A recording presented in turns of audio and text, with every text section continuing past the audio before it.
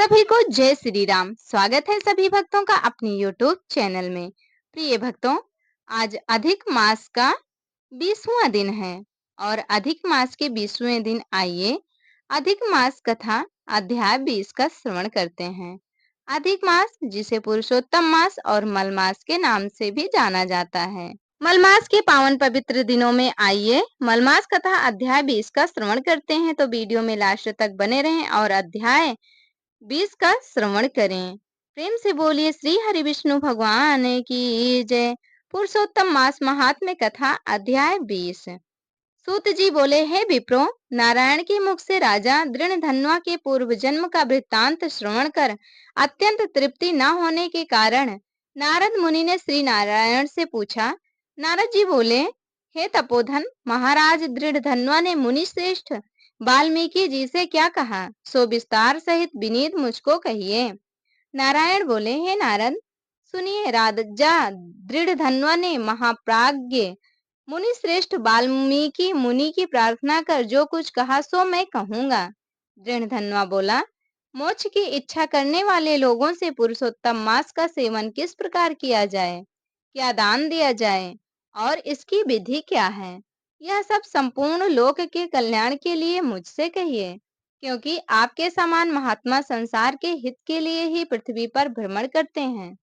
यह पुरुषोत्तम मास स्वयं साक्षात पुरुषोत्तम भगवान है।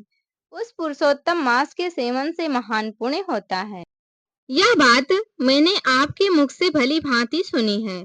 मैंने पूर्व जन्म में सुदेव नामक ब्राह्मण श्रेष्ठ होकर विधि से पुरुषोत्तम मास का सेवन किया, जिसके प्रताप से मेरा मृत पुत्र उठ खड़ा हो गया। हे ब्राह्मण, पुत्र शोक के कारण निरंतर निराहारी मेरा यह पुरुषोत्तम मास बिना जाने ही बीत गया। अज्ञान से हुए पुरुषोत्तम मास का ऐसा फल हुआ कि मृत्यु को प्राप्त भी सुखदेव उठ खड़ा हो गया।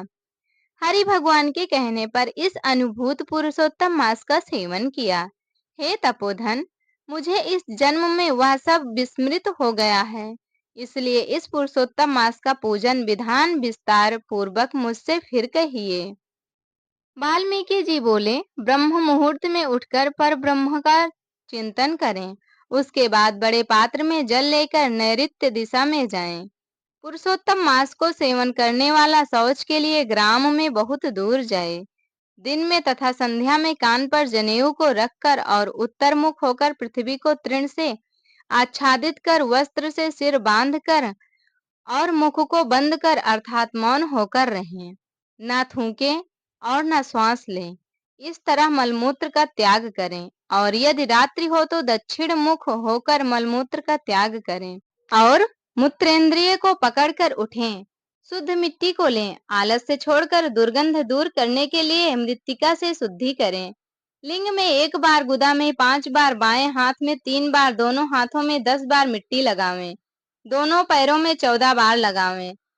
यह गृहस्थाश्रमी को शौच कहा है। इस तरह शौच कर मिट्टी और जल से पैर और हाथ धोकर दूसरा कार्य करें। तीर्थ में शौच न करें। तीर्थ से जल निकालकर शौच करें। 2 हाथ जल वाले गढ़ई को छोड़कर यदि अनुधृत जल में अर्थात तीर्थ में शौच करें तो बाद तीर्थ की शुद्धि करें, अन्यथा तीर्थ अशुद्ध हो जाता है। इस प्रकार पुरुषोत्तम का उत्तम व्रत करने वाला शौच करें। तदनंतर 16 कुल्ला अथवा 12 कुल्ला करें। मूत्र का त्याग करने के बाद 8 अथवा 4 कुल्ला गृहस्थ करें। फिर उठकर प्रथम नेत्रों को धो डालें, दातून लें और इस मंत्र को अच्छी तरह कहकर दंत धावन करें। हे वनस्पति, आयु, बल, यश, वर्ष, प्रजा, पशु, वसु, ब्रह्म ज्ञान और मेधा को मेरे लिए दो। अपामार्ग अथवा बैर की 12 अंगुल की छेद रहित दातून कानी अंगुली के समान सोटी हो, जिसके पर्व के आधे भाग में कूची बनी हो, उस दातून से मुख शुद्धि करें। रविवार के दिन काष्ठ से दातून करना मना किया है, इसलिए 12 कुल्ला से मुख शुद्धि करें। आचमन कर अच्छी तरह प्रातः काल में स्नान करें। स्नान के बाद उसी समय तीर्थ के देवताओं को तर्पण के द्वारा जल देवें और समुद्र में मिली हुई नदी में स्नान करना उत्तम कहा है। बावली, कूप, तालाब में स्नान करना विद्वानों ने मध्यम कहा है और गृहस्थ को गृह में स्नान करना सामान्य कहा है। स्नान के बाद शुद्ध और शुक्ल ऐसे 2 वस्त्रों को धारण करें।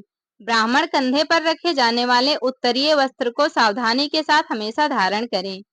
पवित्र स्नान में पूर्व मुख अथवा उत्तर मुख होकर बैठें और शिखा बांधकर दोनों जांघों के अंदर हाथों को रखें। उसकी पवित्री हाथ में धारण कर आचमन क्रिया को करें। ऐसा करने से पवित्री अशुद्ध नहीं होती है, परंतु भोजन करने से पवित्री अशुद्ध हो जाती है, इसलिए भोजन के बाद उस पवित्री का त्याग करें। आचमन के बाद गोपी चंदन की मिट्टी से तिलक धारण करें। वह तिलक ऊर्ध्व पुंड्र हो, सीधा हो, सुंदर हो, दंड के आकार का हो, ऐसा धारण करें। ऊर्ध्व पुंड्र को हो अथवा त्रिपुंड्र हो, उसके मध्य में छिद्र बनावें। ऊर्ध्वपुंड में लक्ष्मी के साथ हरि भगवान स्वयं निवास करते हैं। त्रिपुंड में पार्वती सहित साक्षात शंकर भगवान सर्वदा वास करते हैं। बिना छिद्र का पुंड कुत्ते के पैर के समान विद्वानों ने कहा है। सफेद तिलक ज्ञान को देने वाला है, लाल तिलक मनुष्यों को वशीकरण करने वाला है, पीला समस्त रिद्धि को देने वाला है। इससे भिन्न तिलक को नहीं लगावें। गोपी चंदन की मिट्टी से शंख, चक्र, गदा, पद्म आदि धारण करें। यह संपूर्ण पापों को नाश करने वाला और पूजा का अंग कहा गया है। जिसके शरीर में शंख, चक्रादि भगवान के आयुधों का चिन्ह देखने में आता है, उस मनुष्य को मनुष्य नहीं समझना, वह भगवान का शरीर है। जो शंख, चक्र आदि चिन्हों को नित्य धारण करता है, उस देही के पाप पुण्य रूप हो जाते हैं। नारायण के आयुधों से जिसका शरीर चिन्हित रहता है, उसका कोटि कोटि पाप होने पर भी यमराज क्या कर सकता है। प्राणायाम करके संध्या वंदन करें। प्रातः काल की संध्या विधि पूर्वक नक्षत्र के रहने पर करें।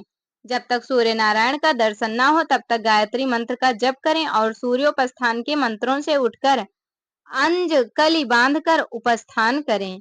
सायंकाल के समय अपने पैर को पृथ्वी में करके नमस्कार करें। जो कमी रह गई हो उसको इस मंत्र से पूर्ण करें। मंत्र है, यस्य स्मृत्या च नामोक्त्याम तपो यज्ञ क्रियादिषु न्यूनम संपूर्णताम याति सद्यो वंदे तमच्युतम। जो द्विज ब्राह्मण, क्षत्रिय और वैश्य श्रद्धा के साथ संध्या करता है, उसको तीनों लोक में कुछ भी दुष्प्राप्य नहीं है। दिन के आदि भाग प्रातः काल में होने वाले कृत्य को कहा। इस प्रकार प्रातः काल की नित्य क्रिया को करके हरि भगवान की पूजा को करें। लिपे हुए शुद्ध स्थान में नियम से स्थित होकर और मौन तथा पवित्र होकर गोबर से गोल अथवा चौकोर मंडल को बनाकर व्रत की सिद्धि के लिए चावलों से अष्टदल कमल बनावें। उसके बाद सुवर्ण, चांदी, तांबा अथवा मिट्टी का मजबूत और नवीन छिद्र रहित शुद्ध कलश को उस मंडल के ऊपर स्थापित करें और उस कलश में शुद्ध तीर्थों से लाए हुए कल्याणप्रद जल को भरकर कलश के मुख में विष्णु, कंठ में रुद्र भगवान अच्छी तरह वास करते हैं। उसके मूल में ब्रह्मा जी स्थित रहते हैं। मध्य भाग में मातृगण कहे गए हैं। कोख में समस्त समुद्र और 7 द्वीप वाली वसुंधरा, ऋग्वेद, यजुर्वेद, सामवेद और अथर्ववेद व्याकरण आदि अंगों के साथ सब कलश में स्थित हों। इस प्रकार कलश को स्थापित करके उसमें तीर्थों का आवाहन करें। गंगा, गोदावरी, कावेरी और सरस्वती मेरी शांति के लिए तथा पापों के नाश करने के हेतु आवें। तदनंतर उस कलश का मंत्र पाठ पूर्वक गंध, अक्षत, नैवेद्य और उस काल में होने वाले पुष्प आदि उपचारों से पूजन करके उसके ऊपर पीले वस्त्र से लपेटा हुआ तांबे का पात्र स्थापित करें। उस पात्र के ऊपर राधा के साथ हरि की मूर्ति को स्थापित करें। राधा के सहित स्वर्ण की पुरुषोत्तम भगवान की प्रतिमा बनाएं और भक्ति में तत्पर होकर विधि के साथ उस प्रतिमा की पूजा करें। पुरुषोत्तम मास के पुरुषोत्तम देवता हैं। पुरुषोत्तम मास के आने पर उनकी पूजा करनी चाहिए। जो इस संसार सागर में डूबे हुए को उबारता है, उसकी इस लोक में भी मृत्यु धर्म वाला कौन मनुष्य पूजा नहीं करता है। ग्राम फिर मिलते हैं, धन फिर मिलता है, पुत्र फिर मिलते हैं, ग्रह फिर मिलता है, शुभ अशुभ कर्म फिर मिलते हैं, परंतु शरीर फिर नहीं मिलता।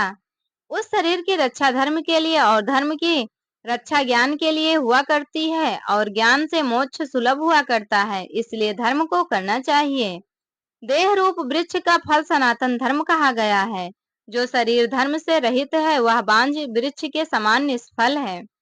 सहायता के लिए न माता कही गई है, न स्त्री, पुत्र आदि कहे गए हैं, तथा न पिता, न सहोदर, भाई, न धन कहे गए हैं। केवल धर्म ही उसका प्रधान कारण कहा गया है। वृद्धावस्था सिंहिनी के समान भय देने वाली है और रोग शत्रु के समान पीड़ा देने वाले हैं। फूटे हुए बर्तन से जल गिरने के समान आयु प्रतिदिन क्षीण होती रहती है। जल के तरंग के समान चंचल लक्ष्मी, पुष्प के समान क्षण मात्र में मुरझाने वाली युवावस्था, स्वप्न के राज्य सुख के समान संसार के विषय सुख प्रभृति सब निरर्थक हैं। धन चंचल है, चित्त चंचल है और संसार में होने वाला सुख चंचल है। ऐसा जानकर संसार से विरक्त होकर धर्म के साधन में तत्पर होवें। जैसे सर्प से आधा देह निगले जाने पर भी मेढक मक्खी को खाने की इच्छा करता ही रहता है, उसी प्रकार काल से ग्रसा हुआ जीव दूसरे को पीड़ा देने में तथा दूसरे का धन अपहरण करने में प्रेम करता है। मृत्यु से ग्रस्त आयु वाले पुरुष को सुख क्या हर्ष करता है।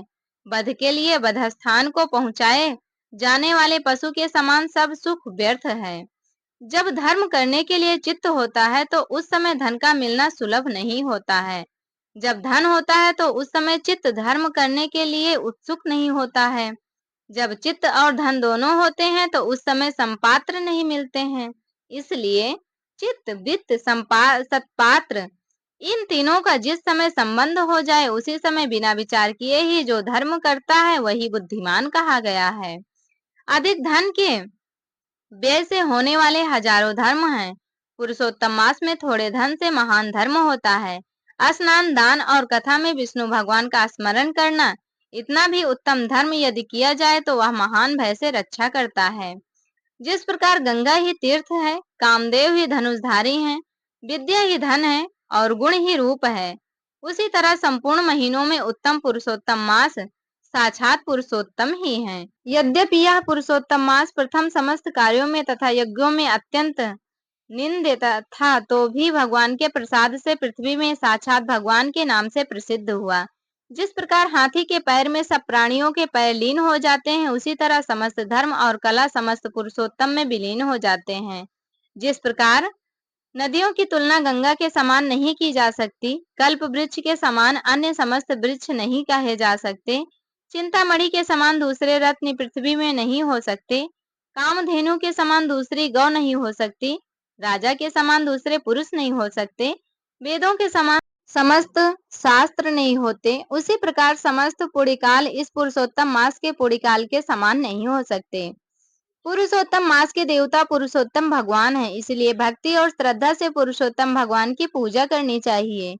शास्त्र को जानने वाला कुशल शुद्ध वैष्णव सत्यवादी और विप्र आचार्य को बुलाकर उसके द्वारा पुरुषोत्तम की पूजा करें। अंतःकरण में होने वाले मोह, काम, क्रोध, लोभ, मद, मात्सर्य आदि रूप बड़ी बड़ी मछलियों से पूर्ण अत्यंत गंभीर वेग वाले इस संसार रूप सागर को पार करने की इच्छा करता है, वह इस भारतवर्ष में आदि देवता पुरुषोत्तम भगवान की अच्छी तरह पूजन करें। इति श्री बृहन्नारदीय पुराणे पुरुषोत्तम मास महात्म्ये विंशति तमो अध्यायः। तो इति श्री अधिक मास पुराण अध्याय 20 संपूर्ण। प्रिय भक्तों, अधिक मास का 20वां अध्याय संपूर्ण हुआ। अब कल की वीडियो में आप सुनेंगे अधिक मास कथा अध्याय 21 और अध्याय 20 सुनने के लिए धन्यवाद। आप सभी को कथा कैसी लगी कमेंट करके जरूर बताएं। यदि आप सभी को भगवान विष्णु की यह कथा अच्छी लगी हो तो वीडियो को लाइक करें, चैनल पर नए हो तो सब्सक्राइब करें और कमेंट बॉक्स में जय श्री हरि विष्णु लिखना बिल्कुल भी ना भूलें। हमारे साथ जुड़े रहने के लिए धन्यवाद। मिलेंगे अगली वीडियो में नई नई व्रत कथा के साथ, नई नई जानकारी के साथ, नई नई चालीसाओं के साथ।